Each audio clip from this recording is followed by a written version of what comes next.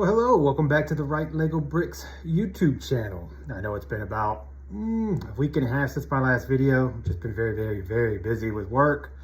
So it's kind of tough to get into the Lego room and do anything in here when you work so much like I do. So I have to come in here whenever I'm not really working.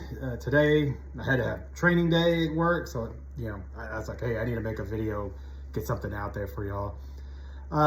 So what I want to go over today is, it's going to be a little quick video just to kind of get, more videos out there. You heard me in the earlier video talk about how I'm going with MILS. And it's a multi-intricate landscaping system for Lego. Well, back in the day, they used to have their old road plates, and this is what their old road plates look like. And you know what? Back in the 90s, they served a very good purpose. You could build your own little city with these road plates. And they were great because when you had these little vehicles like so, I mean, it fit perfect. Perfect. See how that fits right there, on this road plate. So it was great. Well, as Lego evolved, so did their vehicles, and the vehicle sizes evolved. Well, look at the size of the vehicle compared to the road now. It just doesn't look right. It's just way too bulky, it's way too big, and it goes over the line. So these road plates have just kind of outdated themselves.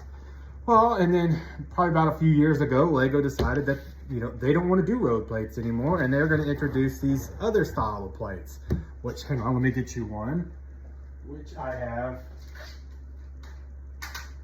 right here. So they introduced these road plates to go with their new sets. And, well, I mean, they don't work very well with these road plates. They just don't match. So it took a little bit of time, and somebody came up with the idea called MILS plates. So basically, and it's now you just take a base plate, take some spacing in there, you take this, you'll go down the center like so, and then you space it out wide. So now your car, even if you have a small car, still fits great. But then your bigger car fits even better. See how that looks? So much better. And it makes it easier when you're building your city to use a MILS plate setup. This one was in front of my little hospital, so I just pulled it out of there so I could show you it. And it worked very well for what it was.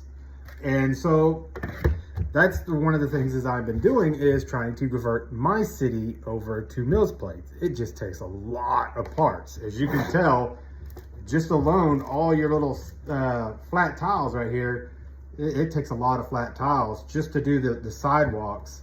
And then you got all the flat tiles in here, and then you have to build it out even bigger, right here, so you can accommodate the bigger vehicles.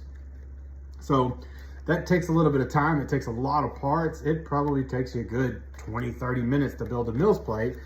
And then once you're done with that, then you got to put it where you want it. So then you got to put your sidewalk in there, or your roadway that connects to what you're trying to connect, so it'll fit in a certain spot. So that takes a bit of time. And so when I'm doing my MILS plate setup, it takes a while to get one built. So you have to kind of plan out your city a lot better when you're building it. So you MILS plate your set, like your hospital, your police station, and then once you get that, then you want to connect your road to it. So like I said, you'll find out where its road on that surface will line up with this, and then you go from there. But if you ever change up your city, it makes it very difficult. You're going to have to rearrange different MILS plates to accommodate to wherever you rearrange the city to. So a lot of times if you rearrange it, you might want to keep the same MILS plate that you used for the front to go in front of that. So that's just some of the little things that I just wanted to go over with you on, is if you didn't know what MILS plates was when I was talking about it in the earlier video when I was showing you around in the city, because it's going to be confusing. And some of you already may know, because you may be already Lego collectors and you already got your city built and you've already been using this type of setup. But if you haven't, that it's a good way, to get away from these. These are now about $7-8, when you trade them in, so, or if you sell them on Bricklink. But we're getting away from these. So it's going to take me a bit of time. I'd say months down the road before I can actually get the main city to be all MILS plated. That's why I've been working on this smaller city part over here, because it's over here on an empty table, so it's a little easier to work with. All these other sets over here, I'm gonna have to pretty much just pull the base plate off so I can raise them up so it'll fit this MILS plate. Because like I said, if you look at it, how high that is compared to just sitting on a flat base plate like they used to. And it just makes your city a little easier. It makes it easier to move. Like I did this loop coaster that I have over there in my amusement park, and I'll show you how I've MILS plated a lot of the amusement park, but it makes it very easy to move. This makes it a lot sturdier than this little flimsy base plate. It's not very flimsy, so it's very, very good. But other than that, I have, in other news, I've actually gotten a better stand for my camera. You know, this was the stand. You know, I built Lego. I put Legos together for a very long time. I keep saying Legos, I'm sorry. But I keep putting Lego together for a very long time. You'd think I'd be very good at building stands, but you know, I just threw something together in like five minutes just so I could hold my camera up, and it did the job for the first one. But I actually went and got a better camera stand, and it works out very well for me. So I'll just take these apart, and it'll probably end up being used for MILS plate. So other than that, this is good. Like I said, this will be a really quick video, just kind of explaining the MILS plate. I'm hoping the next video I can get to you maybe Sunday, but like I said, I am working Sunday, so it may be next Wednesday because I'll be off usually, but I work Wednesday night, so hopefully I can get one in the day. And I plan on maybe doing like a review of a Lego set that I found very interesting. Maybe one that I found in the back in the 80s or 90s.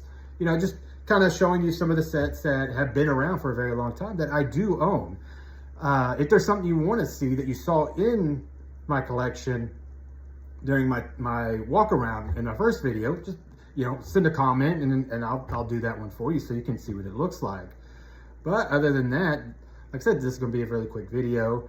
But y'all have a very good day, and I hope to hear from you soon. Please like, share, and subscribe. Thank you.